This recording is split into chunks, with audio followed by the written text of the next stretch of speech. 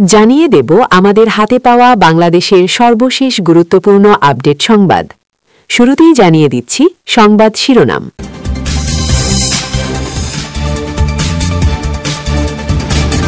শুরুতেই জানাবো ত্রয়োদশ নির্বাচন ও গণভোট 12 ফেব্রুয়ারি। প্রধান নির্বাচন কমিশনার সিইসি জাতির উদ্দেশ্যে ভাষণ দেওয়ার মাধ্যমে ত্রয়োদশ জাতীয় সংসদ নির্বাচনের তফসিল ঘোষণা শুরু করেছেন।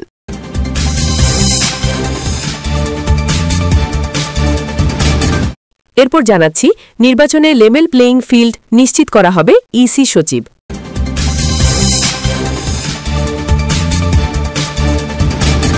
টুঙ্গিপাড়ায় পুলিশের উপর হামলা মামলার চার্জশিটভুক্ত আসামি যুবলীগ নেতা শফিক মোল্লা।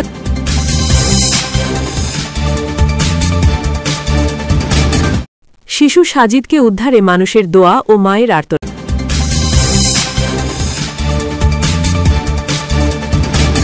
আসিফ কি গণ অধিকার পরিষদে যোগ দিচ্ছেন?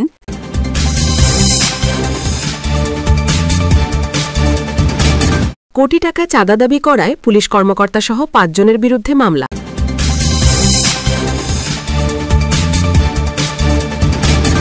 এতক্ষণ শুনছিলেন সংবাদ শিরোনাম, এবারে বিস্তারিত।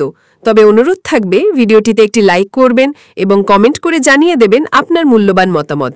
এছাড়া আমাদের চ্যানেলে নতুন হয়ে থাকলে চ্যানেলটি সাবস্ক্রাইব করে আমাদের সাথে থাকবেন।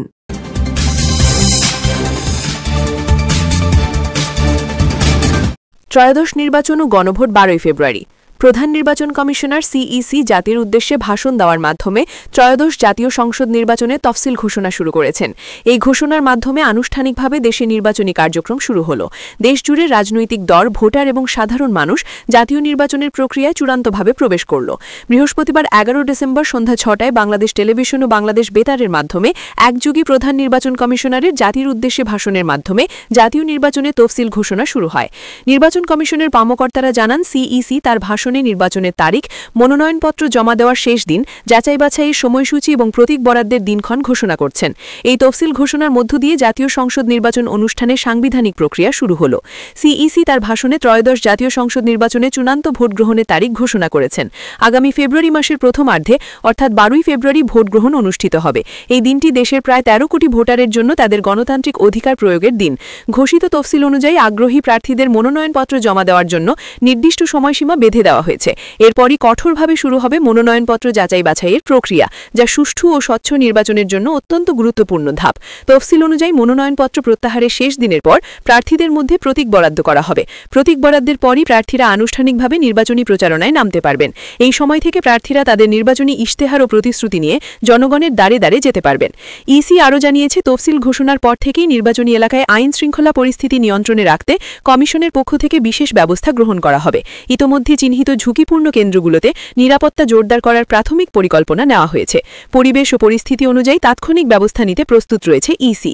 ইতোমধ্যে চূড়ান্ত ভোটার তালিকা ও ভোট কেন্দ্রের তালিকা প্রকাশ করা হয়েছে, যেন ঘোষিত তফসিলের আলোকে প্রায় 12,76,00,000 লাখের বেশি ভোটার তাদের ভোটাধিকার সুষ্ঠুভাবে প্রয়োগ করতে পারেন।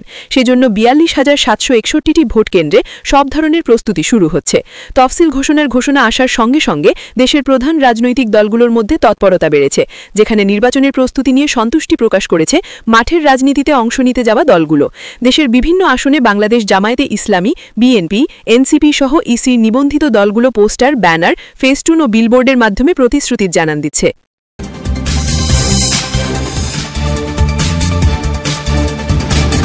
নির্বাচনে লেভেল প্লেইং ফিল্ড নিশ্চিত করা হবে, ইসি সচিব আক্তার আহমেদ বলেছেন। ত্রয়োদশ জাতীয় সংসদ নির্বাচন ও গণভোটে সবার জন্য সমান সুযোগ নিশ্চিতে প্রাসঙ্গিক সব ব্যবস্থা নেওয়া হবে। সবার জন্য লেভেল প্লেইং ফিল্ড নিশ্চিত করা হবে। বৃহস্পতিবার রাজধানীর আগারগাঁওয়ে নির্বাচন ভবনের সংবাদ সম্মেলনে তিনি একথা বলেন। তিনি বলেন, পোস্টাল ব্যালটে ভোট দেওয়ার জন্য 3,10,414 জন প্রবাসী নিবন্ধন করেছেন। এখন গুগল প্লে স্টোর থেকে অ্যাপটি ডাউনলোড করতে পারবেন। তফসিল ঘোষণার পর ভোটের দায়িত্বে যারা থাকবেন তারা 16 বা 17 ডিসেম্বর থেকে নিবন্ধন করতে পারবেন। কয়েদিরা 21 থেকে 25 ডিসেম্বর পর্যন্ত করতে পারবেন। আর আইনশৃঙ্খলা বাহিনীর সদস্যরা দায়িত্বে মোতায়েনের পর পারবেন।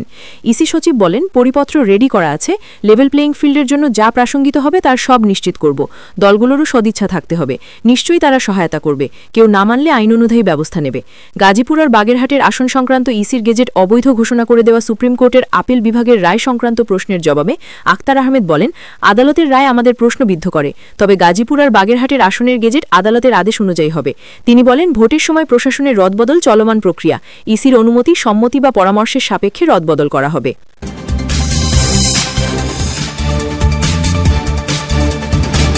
টুঙ্গিপাড়ায় পুলিশের উপর হামলা মামলার চার্জশিটভুক্ত আসামি যুবলীগ নেতা শফিক মোল্লা গ্রেপ্তার। গোপালগঞ্জের টুঙ্গিপাড়া উপজেলায় পুলিশের উপর হামলা ও গাড়ি ভাঙচুর মামলার চার্জশিটভুক্ত আসামি টুঙ্গিপাড়া উপজেলা যুবলীগের সদস্য শফিক মোল্লা পিতা আব্দুল হাই মোল্লা গ্রেপ্তার হয়েছেন। 11 ডিসেম্বর 2025 বৃহস্পতিবার দুপুর 1টার সময় উপজেলার ভাগিয়ারকুল বা কাটাখালকুল সুইচ গেট এলাকা থেকে তাকে গ্রেপ্তার করা হয়। টুঙ্গিপাড়া থানার একটি চৌকস টিম এসআই মনির হাসানের নেতৃত্বে গ্রেপ্তার অভিযান পরিচালনা করেন।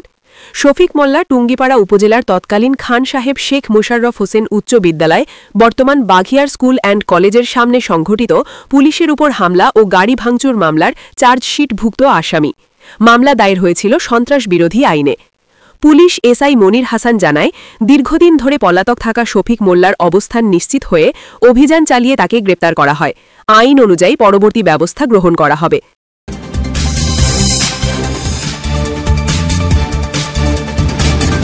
শিশু সাজিদকে উদ্ধারে মানুষের দোয়া ও মায়ের আর্তনাদ।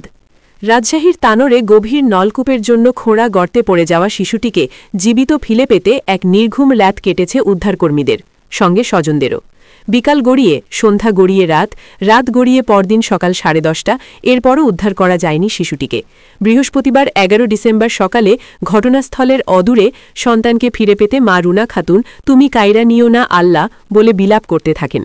অন্যদিকে স্থানীয় জনতা ও রাজশাহী 1 তানোর গোদাগাড়ি আসনে জামায়াতের এমপি প্রার্থী অধ্যাপক মুজিবুর রহমান ঘটনাস্থলে গিয়ে আল্লাহ পাকের কাছে দোয়া প্রার্থনা করছেন। এতে আকাশ বাতাস ভারী হয়ে উঠেছে। এরপরও বৃহস্পতিবার সকাল 10:30 পর্যন্ত সাজিদকে পাওয়া যায়নি। এর আগে বুধবার দুপুরে 1টার দিকে তানোর উপজেলার পাচন্দর ইউনিয়নের কোয়েলহাট পূর্বপাড়া গ্রামে এ ঘটনা ঘটে। শিশু সাজিদ কোয়েলহাট পূর্বপাড়া গ্রামের রাকিবউদ্দিনের ছেলে। বৃহস্পতিবার 11 ডিসেম্বর সকাল 10:30 শেষ খবর পাওয়া পর্যন্ত শিশুটি উদ্ধার করা সম্ভব হয়নি। তবে সকাল হতে না হতেই উদ্ধার অভিযান স্থলে শত শত উৎসুক মানুষ ভিড় জমিয়েছে। তাদের সরাতে বেগ পেতে হচ্ছে আইনশৃঙ্খলা বাহিনীর সদস্যদের। এর আগে বুধবার দুপুর থেকে গভীর রাত পর্যন্ত কয়েক দফায় নলকূপের 35 ফুট গর্তে ফায়ার সার্ভিসের কর্মীরা ক্যামেরা নামায়, কিন্তু ওপর থেকে পড়া মাটি ও খড়ের কারণে শিশুটিকে তারা দেখতে পায়নি। তবে একই দিন দুপুরে শিশুটির কান্নার আওয়াজ শোনা যায়। থেমে নেই ফায়ার সার্ভিসের উদ্ধার অভিযান। এ ব্যাপারে তানোর উপজেলা নির্বাহী কর্মকর্তা নাইমা খান বলেন, ফায়ার সার্ভিস উদ্ধার কাজ করছে। গর্ত করার পরে এখন সুড়ঙ্গ করা হচ্ছে, এরপর সুড়ঙ্গ দিয়ে মইয়ের সাহায্যে সেখানে পৌঁছানোর চেষ্টা করা হবে।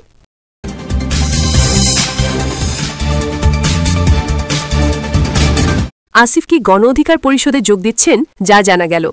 উপদেষ্টা পরিষদ থেকে পদত্যাগ করেছেন স্থানীয় সরকার, পল্লী উন্নয়ন ও সমবায় উপদেষ্টা আসিফ মাহমুদ সজীব ভুঁইয়া। মূলত ত্রয়োদশ সংসদ নির্বাচনে অংশ নিতেই তিনি সরকার থেকে সরে দাঁড়িয়েছেন। তিনি কোন দলে যোগ দিচ্ছেন সেটি নিয়ে রাজনৈতিক মহলে কৌতূহলের শেষ নেই। আসিফের বন্ধু ও শুভাকাঙ্ক্ষীর তরুণদের নিয়ে গড়া নতুন রাজনৈতিক দল জাতীয় নাগরিক পার্টিতে রয়েছেন। আবার তার অগ্রজ ও বন্ধুদের মধ্যে কেউ কেউ গণ অধিকার পরিষদেও রয়েছেন। এমতাবস্থায় রাজনৈতিক মহলে গুঞ্জন আসিফ এ দুটি দলের একটিকে বেছে নেবেন। যদিও গতকাল পদত্যাগের আগের সংবাদ সম্মেলনে এ বিষয়ে নিজের অবস্থান স্পষ্ট করেননি আসিফ। এ বিষয়ে বৃহস্পতিবার কথা বলেছেন গণ অধিকার পরিষদের সাধারণ সম্পাদক মোহাম্মদ রাশেদ খান। তিনি যুগান্তরকে বলেন, সাবেক উপদেষ্টা আসিফ মাহমুদ একসময় আমাদের সঙ্গে রাজনীতি করেছেন এবং তার সঙ্গে আমাদের সখ্য রয়েছে। তিনি পদত্যাগ করার আগের দিনও তার সঙ্গে আমাদের বৈঠক হয়েছে। গণ অধিকার পরিষদে আসার ব্যাপারে তিনি ইতিবাচক, কিন্তু এখনও পর্যন্ত চূড়ান্ত কোনো সিদ্ধান্ত হয়নি। তিনি যদি আমাদের সঙ্গে আসতে চান সেক্ষেত্রে তার যোগ্যতা ও মর্যাদা অনুযায়ী তাকে সম্মানিত করা হবে। রাশেদ আরও বলেন, আন্দোলন সংগ্রামে তিনি ভূমিকা রেখেছেন, বিশেষ করে জুলাই গণ অভ্যুত্থানের তিনি নায়ক। তিনি চাইলে যে কোনো দলে যোগদান করতে পারেন অথবা নতুন দলও গঠন করতে পারেন, সেই স্বাধীনতা তার রয়েছে। যেহেতু আমরা একসঙ্গে রাজনীতি করেছি, আমাদের সঙ্গে তার সখ্য রয়েছে, সেক্ষেত্রে গণ অধিকার পরিষদে আসলে তার জন্য ভালো হবে। তিনি সহজে আমাদের সঙ্গে মানিয়ে নিতে পারবেন, যেটি অন্য দলের ক্ষেত্রে তার জন্য কঠিন হবে। তিনি যদি চান গণ অধিকার পরিষদে আসতে পারেন। তার জন্য গণ অধিকার পরিষদের দরজা সবসময় খোলা রয়েছে। রাশেদ খান আরও বলেন, তিনি উপদেষ্টা ছিলেন, সরকারে থাকলে সমালোচনা হয়। বয়স তো খুব বেশি না, এই বয়সে বেশ কিছু ভুলভ্রান্তি করেছেন। আমরা মনে করি বয়স বাড়ার সঙ্গে তার ভেতরে পরিপক্কতা বাড়বে। বুঝবেন, দেখবেন, শিখবেন। তার ভুলভ্রান্তি নিয়ে আলোচনা করা এই মুহূর্তে সমীচীন নয়। জুলাই অভ্যুত্থান নিয়ে রাশেদ বলেন, আসিফ মাহমুদের জন্যই 6 আগস্টের কর্মসূচি একদিন এগিয়ে 5 আগস্ট করা হয়। এই সাহসী ভূমিকা ছিল তার, যে সিদ্ধান্তের কারণে স্বৈরাচারী হাসিনার পতন হয়। তার প্রতি আমাদের ভালোবাসা দেখানো উচিত।